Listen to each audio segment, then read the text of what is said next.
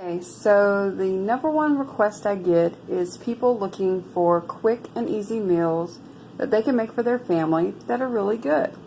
So I'm going to give you tips and show you how to make my creamy Italian herb chicken.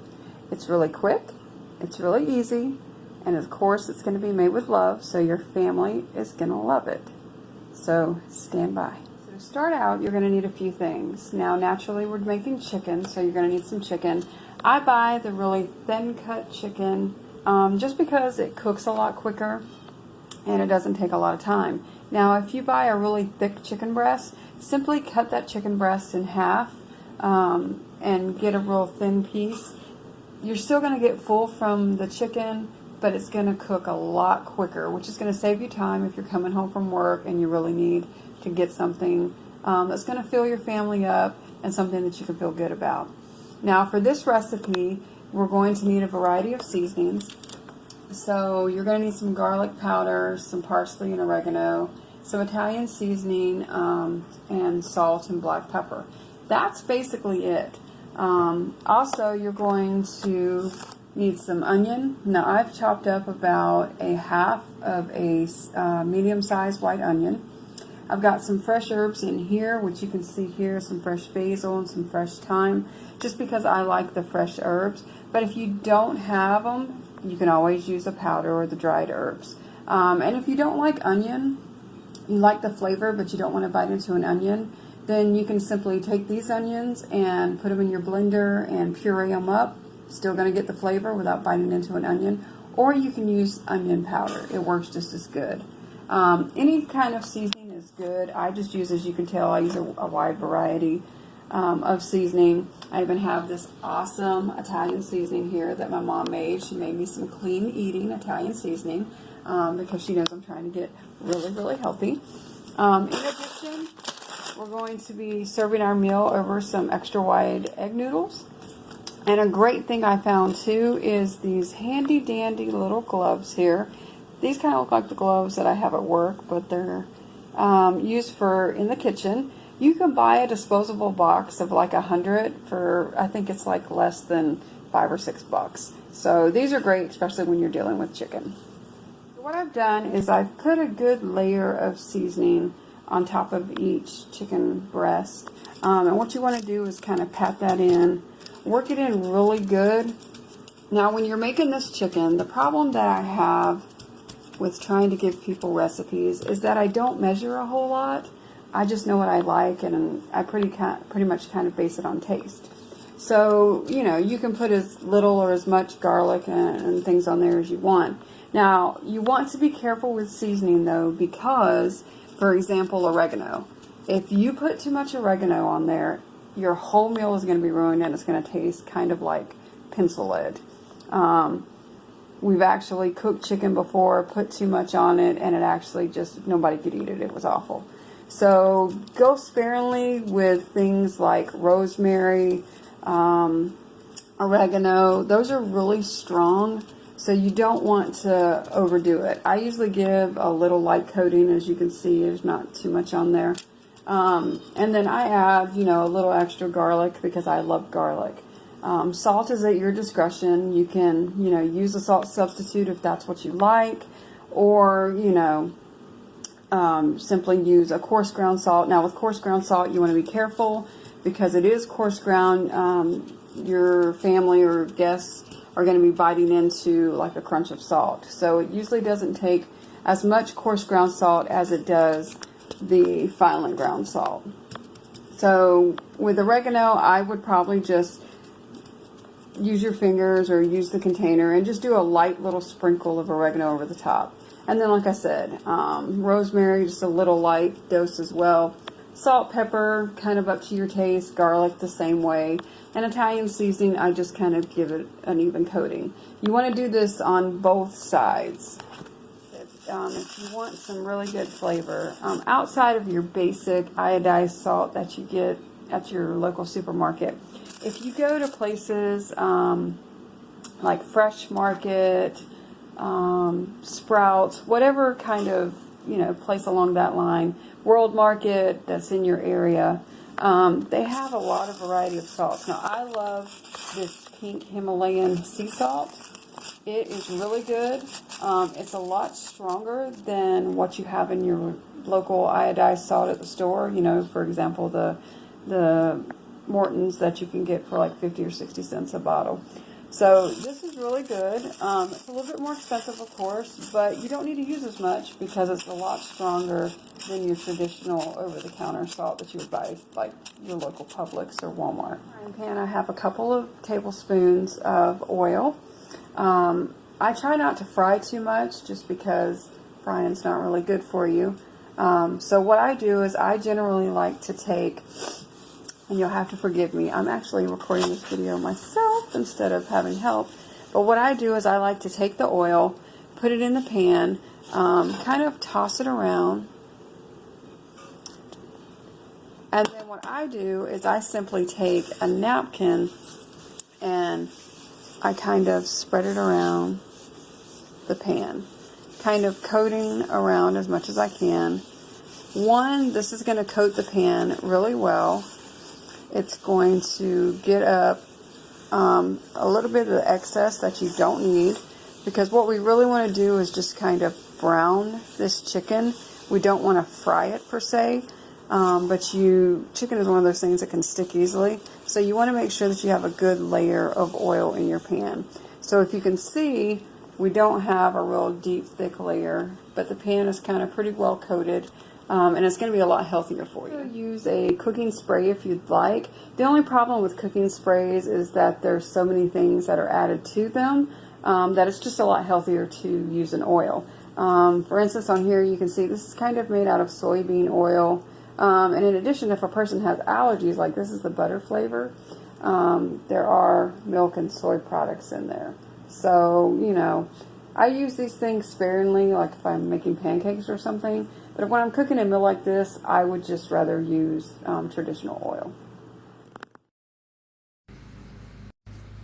Okay, when frying the chicken, or sauteing the chicken, I should say, you want to get it a golden brown on each side. Roughly about 5 minutes should be good enough. You don't want to overcook it. This recipe is also fully versatile, so I'm adding some cherry tomatoes to mine at the end. I've just sauteed some cherry tomatoes and some garlic, some real butter, some salt and pepper, and I'm going to add them at the end to really add a burst of flavor and a pop of color. Okay, so the onions were glistening and golden, so I've added my milk and cream mixture. And I've added the fresh herbs that you saw me, that I had cut up in the beginning. Now, if you don't like milk, you can always make your own sauce out of chicken broth, some butter, add some flour in there, almost like a gravy, but you don't want it to be that thick, because you want it to kind of pour over your chicken in the end and your noodles without being a real thick gravy. To this, I've added the fresh herbs, so I'm going to add some salt and some pepper, a little bit more garlic, and that should take care of that.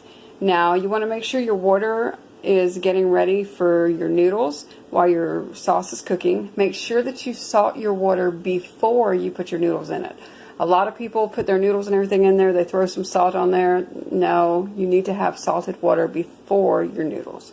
You can also see that my tomatoes that I'm going to add into my mixture here, my cherry tomatoes, are plumping up. They are beginning to pop. I've heard a couple pop as I've been cooking, so they're going to be really good and added right at the very end. Okay, so our sauce has been cooking for about 2 minutes, so what we're going to do is add our brown chicken breasts into our sauce. Now, you can tell that the sauce looks runny, and that's because it's going to thicken up as it cooks. You want to cook this uncovered. If you cook it covered, it's going to add moisture in there, and it's going to kind of slow down the process of the sauce thickening. So for right now, you want to keep it uncovered, and we're going to let it cook slowly on medium heat for about 10 to 15 minutes. A tip, because I'm always kind of modifying recipes to tweak them to how I like them. But in this recipe, I add poultry seasoning to my sauce. This is a great blend here by Badia. You can usually find this at Publix. or basically any Hispanic store. But I put about probably a tablespoon worth of this, maybe a little more depending on taste. It just kind of gives the chicken dish that extra little pizzazz, and everybody seems to like it. So a lot of people make the mistake of just kind of letting the pasta sit, but you want to stir your pasta initially after adding it to the water, and then you want to come back every few minutes and just kind of give it, just a quick stir. The thing that makes pasta stick together is basically the starch in the pasta. And if you don't stir it around, it's just going to form in massive clumps, and nobody really wants to eat a big clump of pasta. You want your pasta to be al dente, which kind of means it's firm to the bite. It's not hard, but it has a little bit of tug to it. Because what we're going to do, there's two ways that you can serve this. You can serve your chicken mixture, which you can see over here is cooking so good. You can put the pasta noodles in a bowl, put your sauce and chicken over it, or what I like to do is I like to take some of the noodles and I'll apply it to the pot, mix it together so that the noodles have a little bit more flavor because the sauce is incorporated into them. But look how great that's looking. Bubbly, thick, it's just all coming together, and the chicken is going to be so moist and so tender. Some of the noodles and drain them, and I've added them into the chicken mixture. I prefer, again, to do it this way because it allows the sauce to get incorporated into the noodles, giving everything a lot of flavor. Now, you're going to be able to see how tender this chicken is because you can see it's kind of basically just kind of falling apart as we go. Like I said, guys, excuse the filming because I'm doing this myself. As I go along, hopefully I can get me a nice little stand and do this all in one, or maybe do a Facebook Live. But basically you're going to incorporate everything in there, and it's good to just kind of cut up the chicken. I let this cook for just a few minutes to let the sauce incorporate into the noodles, and then I'm going to finish it off by adding those great tomatoes back there, and we're going to give it a sprinkle of Parmesan. I've got some garlic bread slices in the oven, as you can see, just toasting away. So it's going to be a great little meal, and at the end I'm going to have some strawberry bisque with a little bit of a peach compote. Now, I've already made the bisque, but I'll show you how I put it together and I'll give you the recipe. It's a really great, simple, and light dessert for summertime, because right now in South Georgia it's so hot you just want to die, literally. And I've got my noodles incorporated into the sauce, and I've let it cook for about 2 minutes. I've gone in and added my fresh cherry tomatoes that I kind of cooked until they popped, and a little bit of butter, garlic, some salt, some pepper, and I've added them here. Now, you can leave the tomatoes out if you don't really care for it. I just think the tomatoes, one, are good because I love tomatoes, and two, they kind of add a pop of color. So the finishing touch before you serve it is to add some Parmesan cheese, some grated Parmesan cheese to the top. Now, this is not the Parmesan cheese like you get in the can. What you want is some actual finely grated Parmesan cheese. If you can grate it from the block, that's fine, but you can see I just used a bag of grated Parmesan cheese right now. I basically take it and I add some Parmesan cheese all over it. Now, the Parmesan cheese is going to give it a little bit more flavor. What you're doing is building layers of flavor as you cook it. So the Parmesan cheese is going to give it that one final touch of flavor. Now, I probably add roughly about a half a cup of Parmesan cheese to the top, but that's because I love cheese. And Parmesan cheese has a little bit of salt in it, so make sure you're checking as you're cooking and modifying your salt along the way so that when you add the Parmesan cheese, it doesn't get too salty.